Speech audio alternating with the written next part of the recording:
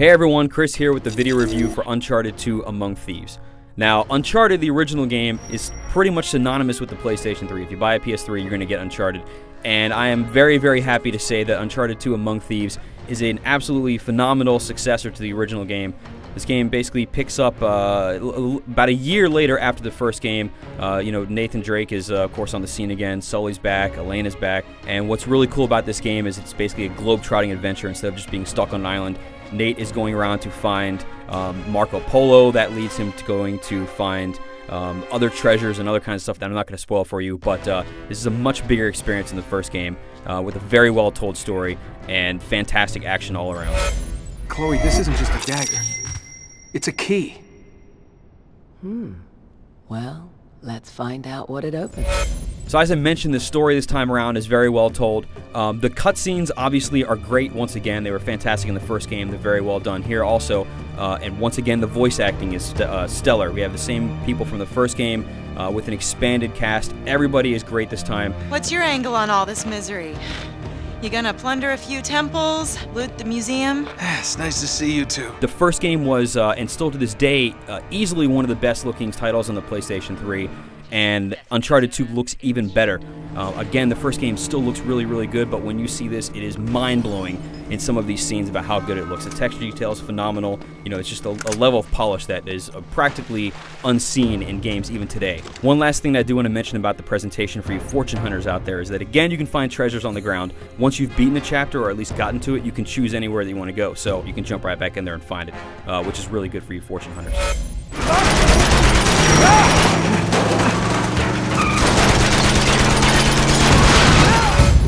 The very good thing about the game is that since it doesn't take place solely on an island this time around, you're going to be in Nepal, you're going to have some street fights, you're going to be up in the mountains and the snow. You will, of course, kind of go into like catacomb type stuff. But there's a whole lot more variety here than we saw in the first game, which is really cool. There are multiple scenes in this game where the actual environment is moving around and changing as you're on it.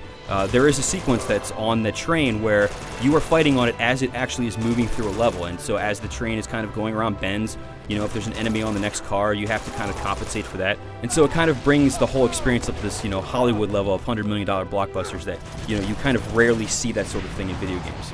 Now, like the first game, there's three main gameplay things you're going to be doing. You're going to be shooting people, you're going to be climbing the environment, and you're going to be solving puzzles.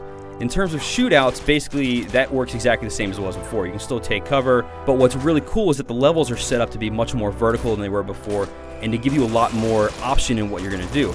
The game is still very linear. You have to go to this very specific point. There's not really a whole lot of option in how you're going to kind of go around a thing, but when you are in a shootout, you can be, I want to go to the roof, or I want to go to the bottom, or I want to hang from this thing, or I want to kind of go around from the back, and it creates this much more dynamic feel to the fights than you had the first time. Now, one thing that actually does help the fighting a lot is, in the first game you could do lots of hand-to-hand combat, and that's a little more refined here, but I'm not really going to go into that. But what is really cool is that you can use stealth a lot better in this game than you can in the first one.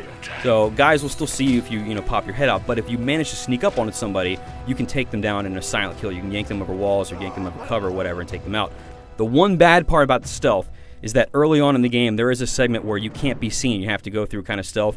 And both myself and Greg Miller, when we played through these, we found it a little bit frustrating because there wasn't as much help beforehand telling you how to do certain things or exactly where to go. And that really is the only segment of the game where, I kind of felt like, it was kind of misstepping or whatever. But once you get past that, the rest of the stealth and the way that you can use it is great.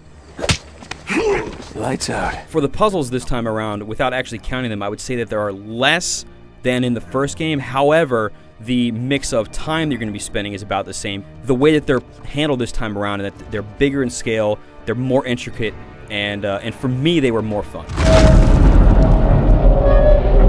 Now, the big new thing for Uncharted 2 is that there is online play this time, both versus and co-op. For versus play, you get a whole lot of stuff. You have like team deathmatch, and you have elimination, and you have capture the treasure, which is basically capture the flag. What's awesome is that the gameplay you get in the single-player game translates perfectly to online. So you can climb the environment and go up to the roof, or you can hide behind stuff and take cover and all that. So what you learn to do in the single-player translates perfectly over to multiplayer, and if you use it well, it will give you a huge advantage. Now, along with versus, there's also the co-op mode, which is not going straight through the story. But what it is are kind of offset pieces taken from the story and kind of given a different goal. And you can play this with up to 2 other people, so you can have 3 people in these. Even on easy, co-op is not easy. It is very, very hard many times, but they are very intricate, they're very long, they're very, very fun, especially because they're difficult. And I don't imagine you beating all of them very, very soon, which is really cool because it gives you a lot of challenge to go in and play them again.